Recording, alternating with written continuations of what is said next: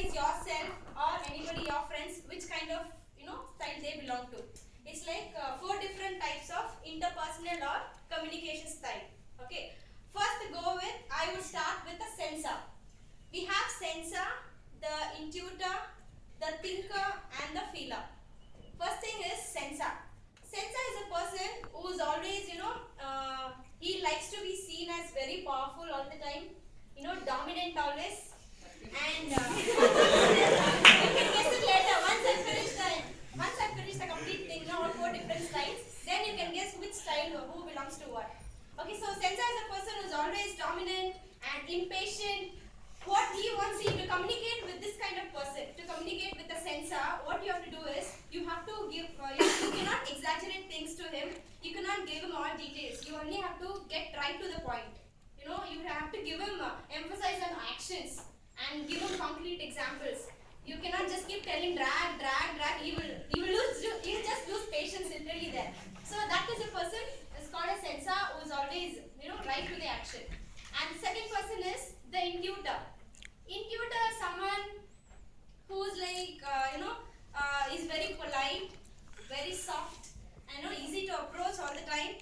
And he prefers, he's like, when you're communicating with the intuitor, you should always have patience and politeness so that you can easily communicate with the intuitor. The third thing is the thinker. Thinker is a person who is always, perfect. He likes to be seen as a perfect person.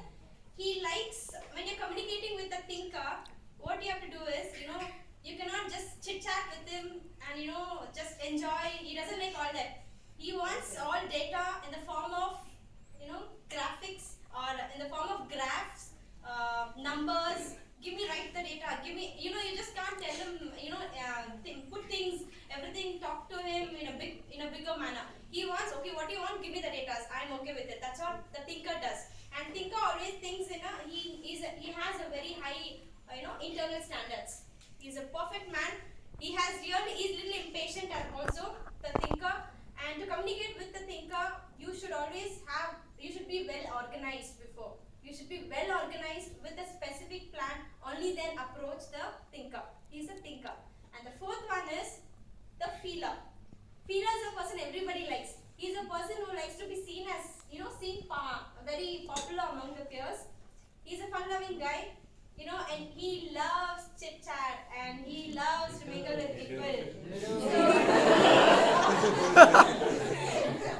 So feeler, and to communicate with this kind of person, to communicate with the feeler, when you approach with him with an abrupt or with just a quick decision, you're going to land up unsuccessful. All you have to do is to approach with the feeler, you have to approach with a social conversation. He loves conversation very much. So you should approach with him and that's it.